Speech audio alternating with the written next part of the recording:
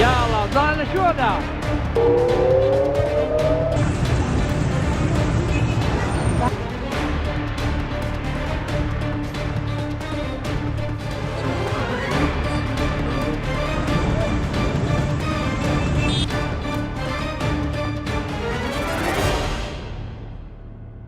Israel और America को यह लगता था कि शायद वो ईरान को अपनी ताकत से झुका लेगा और ईरान से अपनी बात मनवा लेगा, लेकिन ईरान जो बार बार यही बात दोहरा रहा था कि अगर तुमने छेड़ा तो छोड़ेंगे नहीं, और हुआ भी कुछ वैसा ही।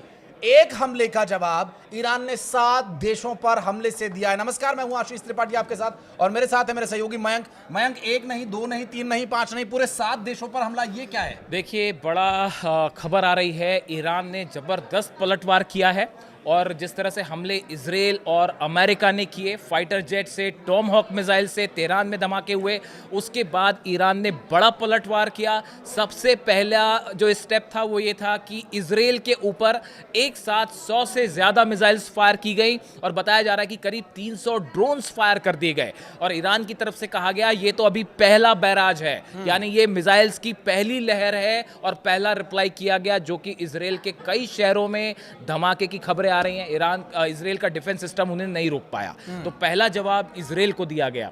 दूसरी, जिसका आपने जिक्र किया, जो दूसरी खबरें आ रही हैं, उसके मुताबिक 7 देशों में अमेरिका के बेसिस पर एक साथ ईरान ने हमला किया।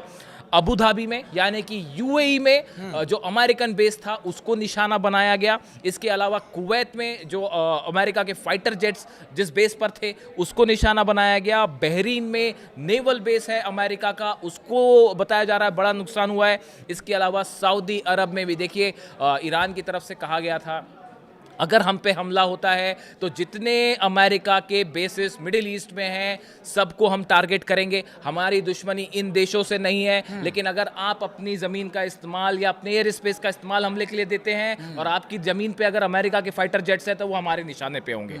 यानी रियाद में, सऊदी अरब में भी ईरान ने मिसाइल्स बरसा दी हैं। इसके अलावा जॉर्डन, देखिए जॉर्डन वो देश है जहाँ पे सबसे बड़ा अमेरिका का फाइटर जेट्स का मूवमेंट हो रहा था। F-35 जेट्स थे, F-16 जेट्स थे, वाक्स प्लेन्स थे, रिफ्यूलिंग जेट्स थे, ये सब के सब वहाँ मौजूद थे।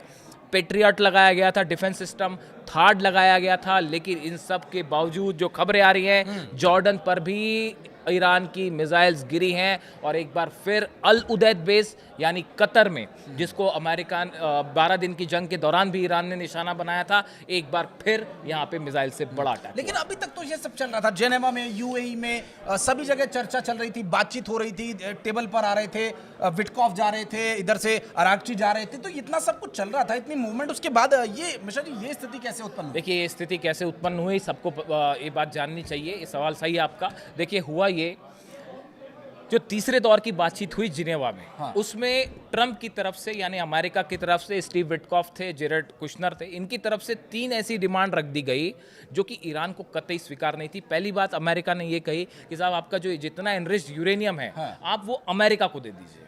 हाँ। अब ये बात ईरान को कतई मंजूर नहीं, ना ईरान की सेना को मंजूर, किसी को मंजूर नहीं होगा कि अपना एनरिच्ड यूरेनियम आप अमेरिका को दे दे। ईरान ने मना कर दिया, साहब हम नहीं देंगे।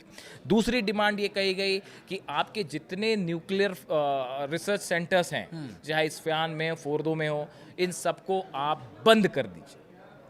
ईरान ने कहा भाई हमें अपनी सिविल एनर्जी की ज़रूरतों के लिए जो है वो हमें न्यूक्लियर एनर्जी की ज़रूरत है, मेडिकल फैसिलिटीज़ के लिए जो है ज़रूरत है न्यूक्लियर एनर्जी की, तो हम इसको पूरी तरह से बंद नहीं कर सकते। अगर आपको इंस्पेक्शन करना है आप आके करके देख लीजिए, हम बम नहीं बना रहे, आप चेक कर लीजिए, लेकिन हम इसको पूरी तरह से बंद नहीं करेंगे।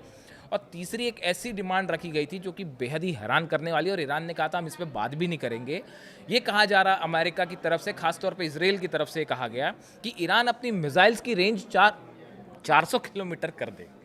तो अब ये एक ऐसी डिमांड थी जिस पे आप सिर्फ हंस सकते हैं। ईरान, एक तरफ तो जो है ये खबरें आ रही हैं कि ईरान ने ICBM टेस्ट कर ली है, और वो पेंटागन की रिपोर्ट्स आ रही हैं कि मिसाइल्स जो हैं वो अमेरिका तक भी पहुंच सकती हैं अगले कुछ दिनों में। डोनाल्ड ट्रंप खुद वहाँ संसद में कह रहे हैं। तो कैसे ईरान इन शर्तों को मानता कि अपनी मिसाइल रेंज आप 400 और 500 किलोमीटर कर दीजिए। नतीजा ये था, ईरान ने सब मांगे जो है वो ठुकरा दी। उसके बाद आज सुबह जो है डोनाल्ड ट्रंप का बयान आता है कि जो है ईरान ने हमारी बातें नहीं मानी, अब हम हमले का प्लान कर रहे हैं। पिछले 24 घंटे में करीब 10 देशों ने ईरान की जितनी फ्लाइट्स थी वो कैंसिल कर दी थी। एयर स्पेस पहले ही बंद हो चुका था और उसके बाद फिर आज सुबह जो खबरें आई कि फाइटर जेट्स ने, इजराइल और अमेरिका के फाइटर जेट्स ने हमला कर दिया। लेकिन ये परिस्थितियां बनते बनते यहाँ पर अब, चूंकि मिसाइल्स का आपने जिक्र किया, मुझे नहीं लगता कि जो मिसाइल्स का पूरा जखीरा ईरान के पास है, ऐसा शायद उसके आसपास भी कोई हो। देखिए, जहाँ तक सवाल है क्योंकि ये सवाल इसलिए कि ये हमला, इजराइल ने जो बयान दिया था कि ये जारी रहेगा, तो फिर ईरान की भी जवाबी कार्रवाई जारी रहेगी। बिल्कुल, एक तो उन बड़े सातों देशों पर कंटिन्यू ईरान ने वो करके दिखा दिया जो ईरान कई समय से कह रहा था। देखिए, जिस तरह से ईरान में लगातार मिसाइल टेस्ट हो रहे थे, वो इस बात का इंडिकेशन थे। खुद खबरें आ रही थी, चाहे वो CIA की रिपोर्ट हो, मोसाद की तरफ से भी ये बातें सामने आई थी और कई यूरोपियन एजेंसीज ने भी कहा था कि ईरान जो है वो हर महीने 3000 मिसाइल्स बनाने की पोजीशन में है और तेजी से मिसाइल्स बना रहा है। ईरान की तरफ से ये कहा गया कि देखिए, हमारी जो मिसाइल्स हैं, बल्कि यहाँ तक क्लियर हो चुका था कि अगर हमला होता है तो इतनी मिसाइल्स इजराइल पर दागी जाएंगी, इतनी मिसाइल्स जो है बेसिस पर दागी जाएंगी। इसके नंबर वो पहले से सेट था। लॉन्च पैड्स पे आप देखिए कितने कम समय के अंदर हमला हुआ है। ईरान ने 1 घंटे के अंदर जो है वो 7 देशों पर हमला कर दिया। आप सोचिए कितनी बड़ी तैयारी ईरान ने कर रखी थी। अब इतना सब होने के बावजूद ईरान पर हमला करना, ये एक ऐसी मिस्टेक हो गई है मैं तो उसको एक बड़ी गलती के रूप में ही देखूंगा मिडिल ईस्ट में, जिसमें एक बड़ी जंग में अमेरिका और इजराइल उलझ सकते हैं। देखिए, ये बात जो है वो कई अमेरिका के जनरल्स ने भी ये बात कही और डोनाल्ड ट्रंप को ये कहा भी था कि चाहे ब्रैड कूपर हो, उनके सेंटकॉम के चीफ हो, या डैन केन हो जो उनके चीफ जॉइंट ऑफ स्टाफ है, उन्होंने तो बल्कि यहाँ तक कहा था कि अगर हमला होता है ईरान पे तो हम एक लंबी जंग में उलझ सकते हैं। और अब जो नतीजे सामने दिखाई दे रहे हैं, उसके हिसाब से अब मिडिल ईस्ट में इराक वॉर से भी, खाड़ी युद्ध से बड़ी जंग छिड़ चुकी है। अब इसमें ये आर पार की लड़ाई है।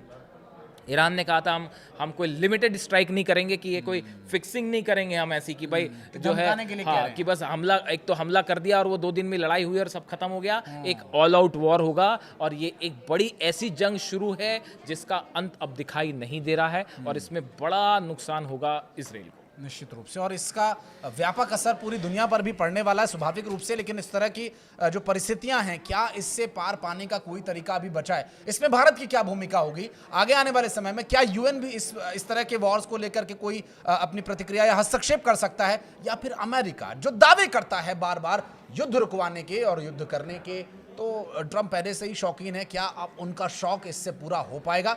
इन सभी पर अपडेट्स जानने के लिए आप हमें सब्सक्राइब कर सकते हैं। इस वीडियो को यहाँ तक देखने के लिए बहुत धन्यवाद। Thank you. يلا ضل شو ده